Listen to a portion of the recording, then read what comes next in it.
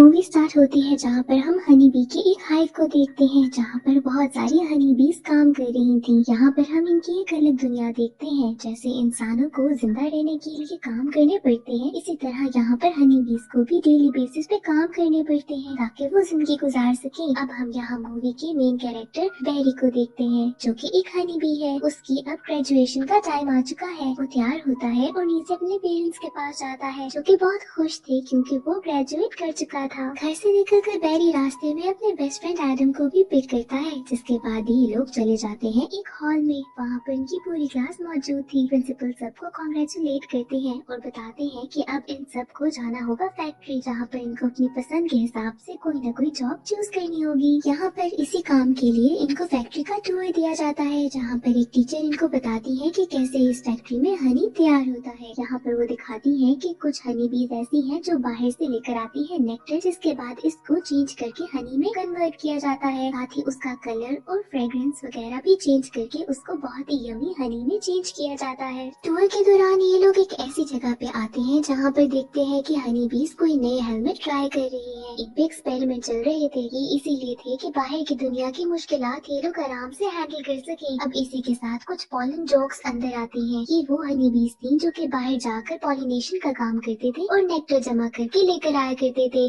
ये सबसे ज्यादा यहाँ के स्ट्रॉन्गेस्ट बीज थे क्योंकि इनका काम सबसे ज्यादा मुश्किल था और बाकी सारी बीज में से सिर्फ चंद ही ऐसी बीज थी जो कि इस काम के लिए सिलेक्ट की जाती थी। बैरी और एडम इनको देखकर बहुत ही ज्यादा इम्प्रेस होते हैं। यहाँ पर कुछ लेडी हनी बीज भी थी जिनके सामने ये दोनों थोड़ी मस्तियाँ करने लगते हैं, शायद उनको इम्प्रेस करने के लिए। पर यहाँ पर पोलन जॉक्स आते हैं और इनका मजाक उड़ाते हैं। साथ ही इनको कहते हैं कि तुम लोग अगर इतने ही स्ट्रॉन्ग है तो हमारे साथ चलो बाहर, हम भी एक टूर लगा कर आते हैं। और यहाँ पर बैरी थोड़ा ओवर होकर इनकी बात मान भी लेता है। अब रात को जब बैरी घर वापस जाता है तो उसके डैड उससे पूछते हैं कि तुमने कौन सी जॉब अपने लिए सिलेक्ट की है। यहाँ पर बैरी काफी कंफ्यूज था। वो अपने डैड से कहता है कि मैं पूरी जिंदगी एक ही काम नहीं कर सकता और वो भी ये सारा हनी वाला काम। ये बात सुनकर बैरी के डैड बहुत ज्यादा गुस्से में आ जाते हैं और बैरी को कहते हैं कि पूरी जिंदगी मैंने भी हनी का ही काम किया है तो तुम कौन सा नया काम ढूंढना चाहते हो, तुम्हें भी हमारी तरह हनी का ही काम करना होगा। अब अगले दिन एडम और बैरी पहुंचते हैं फैक्ट्री जॉब के लिए। वहाँ पर और भी बहुत सारी न्यू बीज आई हुई थी काम ढूंढने के लिए। एक एक करते सारे जॉब्स के स्लॉट फुल होते जा रहे थे। ये बहुत ही ज्यादा प्रेशर वाला पॉइंट था। अब आती है बारी एडम की जहाँ पर वो बैरी से कहता है कि मुझे कुछ बताओ मैं कौन सी जॉब लूं। वो पीछे मुड़कर देखता है तो बैरी गायब हो चुका था। बैरी कम्युनिकेट करके बताता है एडम को कि मैं पूरी जिंदगी एक ही जॉब करने से पहले हाइव से बाहर जाकर देखना चाहता हूँ बाहर की दुनिया को। जिसके बाद वो पहुँच जाता है पॉलन जॉक्स के पास। वहाँ का कैप्टन तो पहले यहाँ पर बैरी को मना करता है कि तुम यहाँ पर मत आओ, पर कुछ पॉलन जॉक्स से कहने पर वो बैरी को अपने साथ आने देता है। यहाँ पर कैप्टन उनको जाने से पहले बताता है कि कैसे शायद बारिश होने वाली है जिसकी वजह से तुम लोगों को कोई मसला भी हो सकता है। साथ ही साथ वो इनको इंस्ट्रक्शन देता है कि बाहर की दुनिया के लोगों से बात करना बिल्कुल मना है। इसके बाद बैरी और बाकी पॉलन जॉक्स निकल जाते हैं हाइव से। अब ये पहला एक्सपीरियंस था बैरी का हाइव से बाहर का। वो तो बहुत ही ज्यादा खुश था, उसे हर जगह बहुत प्यारी लगती है। ये लोग पहुंच जाते हैं एक फ्लावर फील्ड में जहाँ पर बहुत ही डिफरेंट किस्म के फूल थे। यहाँ पर बैरी देखता है कि कैसे एक नेक्टर कलेक्टर के थ्रू ये लोग नेक्टर कलेक्ट कर रहे हैं। साथ ही इसको पता चलता है कि पॉलन के थ्रू ये लोग पॉलिनेशन का काम भी करते हैं जहाँ पर जितने ज्यादा पॉलन होंगे उतने ही ज्यादा फूल होंगे। अब यहाँ पर थोड़ी ही दूर इनको कुछ और फ्लावर्स नजर आते हैं। जब ये लोग पास आते हैं तो पता चलता है ये फ्लावर्स नहीं बल्कि टेनिस बॉल्स हैं। यहाँ पर बैरी को तो बाहर की दुनिया का कुछ पता नहीं था तो वो एक टेनिस बॉल के साथ चिपक जाता है। जिसके बाद वो टेनिस प्लेयर इस बॉल को उठाकर जोर से ऊंचा मारती है और ये बॉल चला जाता है स्टेडियम से बाहर और एक कार के अंदर। यहाँ पर बैरी जब कार में आता है तो सभी लोग परेशान हो जाते हैं कि एक हनी भी कार में आ गया। यहाँ पर बड़ी मुश्किल से बैरी बाहर निकलता है और इसके साथ ही होने लगती है बारिश। अब ये तो बैरी को बहुत ही ज्यादा परेशान करने लगती है। जिसके बाद साइड पर ही एक विंडो ओपन होती है जिसकी वजह से बैरी उस घर के अंदर चला जाता है। घर में आते साथ ही बैरी एक बल्ब से टकराता है जिसके बाद उसे कुछ समझ नहीं आती और वो एक आदमी की पुडिंग में जाकर गिरने लगता है। यहाँ पर वो आदमी बैरी को देखता है तो जोर जोर से चिल्लाने लगता है। उसे बहुत ही ज्यादा बुरी लगती थी हनी बीज। यहाँ पर वो बैरी को मारने वाला था पर इससे पहले कि वो कुछ करता उसकी गर्लफ्रेंड वेनिसा आ जाती है जो कि बहुत ही ज्यादा काइंड हार्टेड थी। वो अपने बॉयफ्रेंड को रोकती है और बैरी को उठाकर बाहर रख देती है। यहाँ पर बैरी बहुत ही ज्यादा इम्प्रेस होता है वेनिसा से कि कैसे उसने उसकी जान बचा ली है। बैरी सोचता है कि उसे इस लड़की का थैंक यू तो कहना ही पड़ेगा।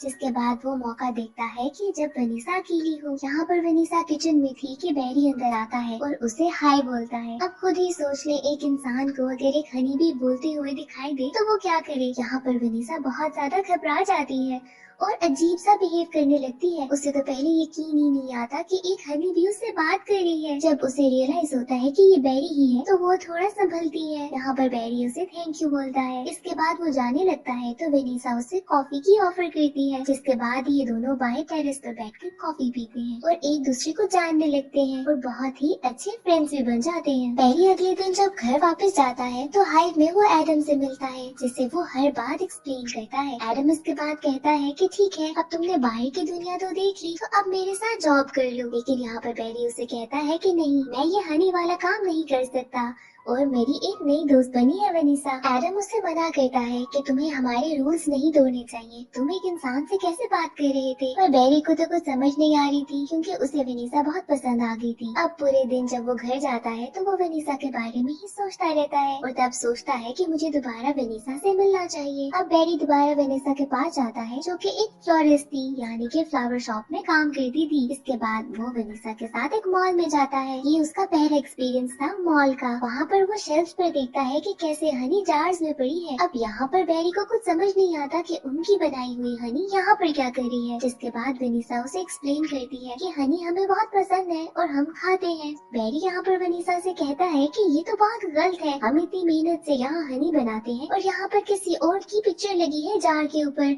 और हमें तो इसका कोई क्रेडिट भी नहीं देता कि हम इतनी मेहनत से बना रहे हैं। अब बैरी को जानना ही था कि हनी इन लोगों के पास कहाँ से आ रहा है। जिसके बाद वो मॉल के एक आदमी को तंग करने लगता है, उससे इंटेरोगेट करता है कि तुम लोगों के पास हमारा हनी कहाँ से आया। वो बताता है कि कैसे हम हनी लेते हैं हनी फार्म से। साथ ही एक वैन थी जो वो बताता है कि हनी फार्म की है। अब इसके बाद बैरी उस वैन को फॉलो करता है जो कि एक बहुत ही बड़े से फार्म तक जाती है। वहाँ पर वो देखता है कि ये हनी मेकिंग तो बहुत ही बड़े स्केल पर हो रही है। यहाँ पर बहुत सारी बीज थी जिनको जबरदस्ती रोका गया था और उनसे उनका बनाया हुआ हनी लिया जा रहा था। यहाँ पर बैरी कुछ पिक्चर्स ले लेता है और घर आकर अपने पेरेंट्स को दिखाता है कि कैसे ये लोग हमारा हनी चुरा रहे हैं। अब उसके पेरेंट्स कहते हैं कि ये सारी अफवाह है, इन बातों पे यकीन ना करो, पर अगर ऐसा सच है भी तो हम बीज क्या कर सकते हैं, वो तो इंसान है और हम मामूली सी बीज। यहाँ पर बैरी कहता है कि हम कुछ न कुछ तो जरूर करेंगे, यहाँ पर तो हम उनको काट भी सकते हैं। इसके बाद वो नेक्स्ट डे जाता है वनीसा के पास और कहता है कि मैं केस करना चाहता हूँ इंसानों के अगेंस्ट कि वो हमारा हनी चुरा रहे हैं। इस न्यूज को बहुत ही ज्यादा कवरेज मिली थी और ऐसे ही करते करते वो दिन आ जाता है जब ये सारे लोग चलते हैं कोर्ट में। वहाँ पर बैरी कर रहा था रिप्रेजेंट सारी हनी बीज को। यहाँ पर एडम, वनीसा और बाकी काफी हनी बीज भी थे। दूसरी तरफ हम देखते हैं कि एक लॉयर था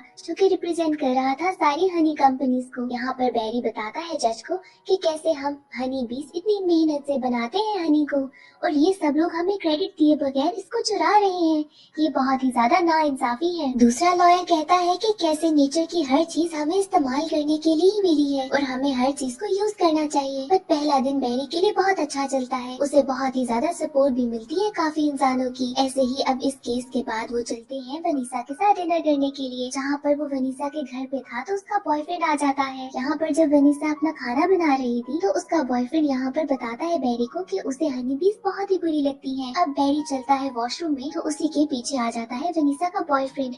वो तो बैरी को मारने की बहुत कोशिश करता है, पर यहाँ पर वनीसा आकर अपने बॉयफ्रेंड को बहुत डांटती है और बैरी को फिर से एक बार बचा लेती है। अब नेक्स्ट हियरिंग का डे आता है और ये सब लोग फिर से कोर्ट में मिलते हैं, जहाँ पर वो लॉयर यहाँ पर सब बीज पर इल्जाम लगाता है कि ये बीज तो इंसानों को बहुत ज्यादा काटती है और इन पे गलत किस्म के इल्जाम लगाकर इनको गुस्सा दिलाने की कोशिश करता है और वो कामयाब भी हो जाता है क्योंकि एडम यहाँ पर लॉयर को काट देता है। जिसके बाद वो इतना ड्रामा करता है कि जैसे वो बहुत ही ज्यादा दर्द में है और ऐसी एक्टिंग करता है कि वो तो मरने वाला है।